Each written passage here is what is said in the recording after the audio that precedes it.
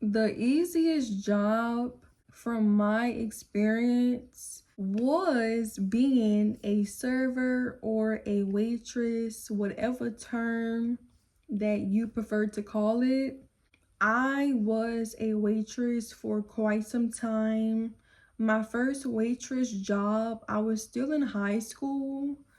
I was a senior, so I want to say I had to be 17 at the time. It was the best job ever, the easiest job, the most money I've ever touched from any job.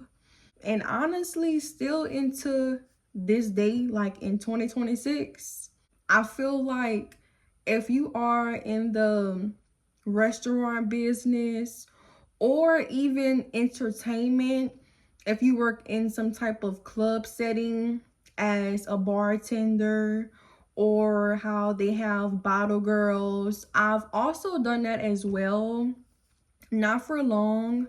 I've worked in a restaurant setting for a very long time, and I've honestly given it up because of these few things that I am going to discuss with you guys. The first thing was the pocket watching, working around other women, even men, but it was mainly other women.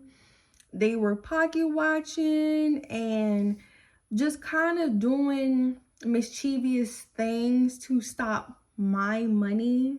Because as you know, as a server, your tips are according to your service, according to your personality. It's according to you as a person. Every waitress or waiter is not going to make the same.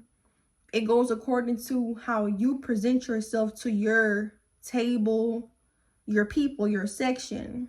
So I didn't like people just monitoring my money and just doing evil things to where I could be put into a position to even like lose my job. You know, I don't like people provoking me because I'm doing everything right and they're behind me. You know, like you could do everything right as a worker, and it's always somebody who will hate on you. They will envy you and want to be you as a worker.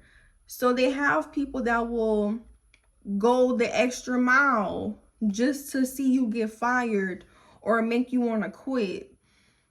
But with the pocket watching, I don't like people in my business because I'm not in their business. I like to just go to work and make my money and go home. Another thing was the customers. A lot of customers, they don't understand that as a waitress, that is your money. When you tip a waiter or a waitress, that is how they are making their income. Getting paid by the hour as a waiter, you get paid no more than $2-3 an hour. Unless I know, like if you're a bartender, you might get paid minimum wage. But that's nothing. Like getting checks every 2 weeks, that's like, it depends on how many hours you work. Like the most I would get is like $100. It's not much you can do with $100 check. Your money is coming from your tips. And people that haven't been in that position, they don't understand. Like some people feel like, oh, as long as they pay the tab, they good. But no, if you are going into a restaurant and you are getting served, then it's expected of you to pay your tab and also be generous and tip your server. That is how a server provides for themselves and whomever, if they have kids or, you know, family members. That is how we make our income.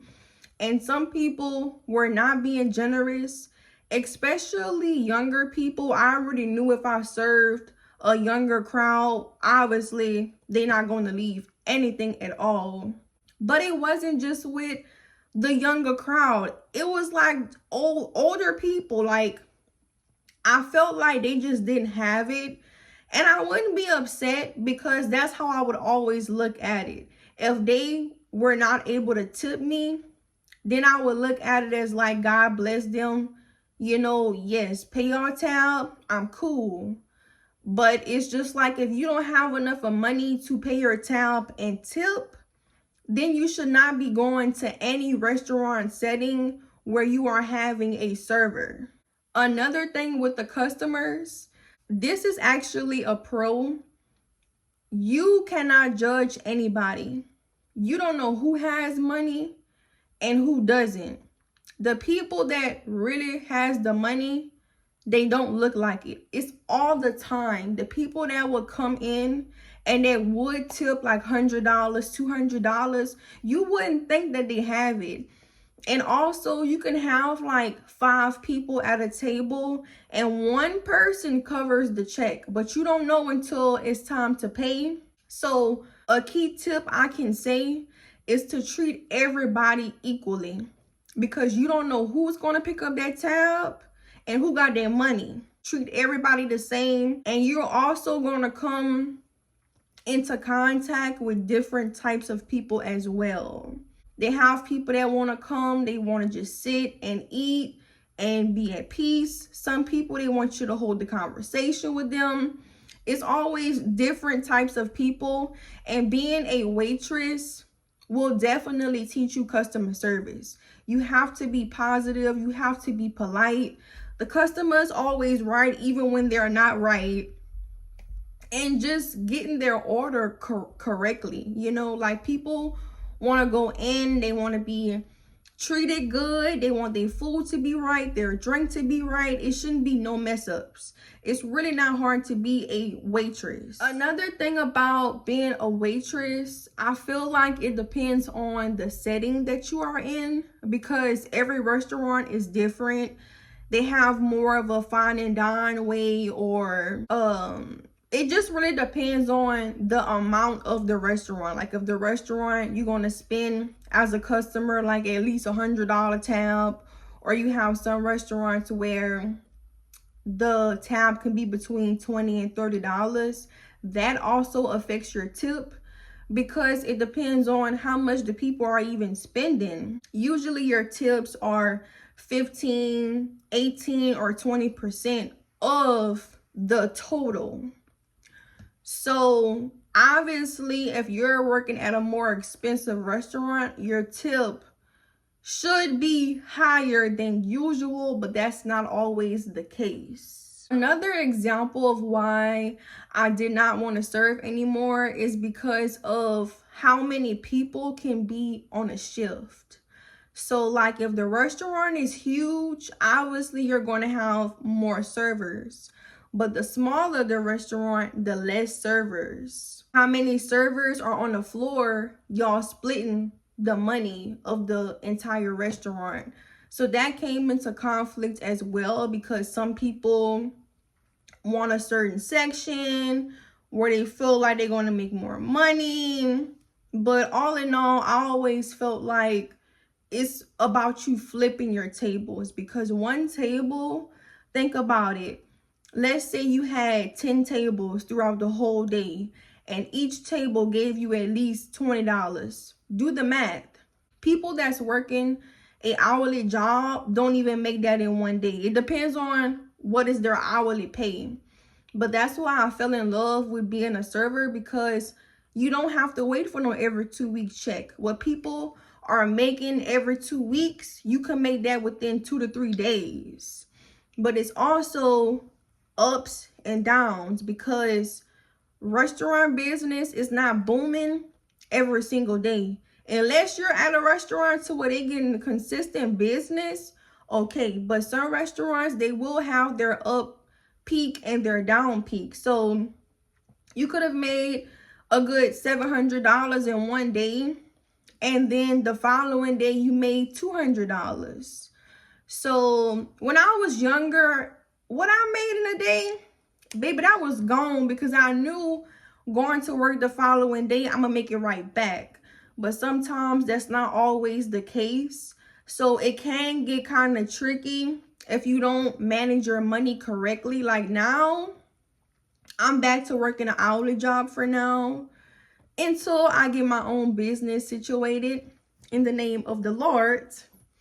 But when you're used to fast money, your mentality can be like, well, I'm gonna make that back tomorrow, but it might not be as much as you made the day before. So I wasn't really saving with having that much money coming in.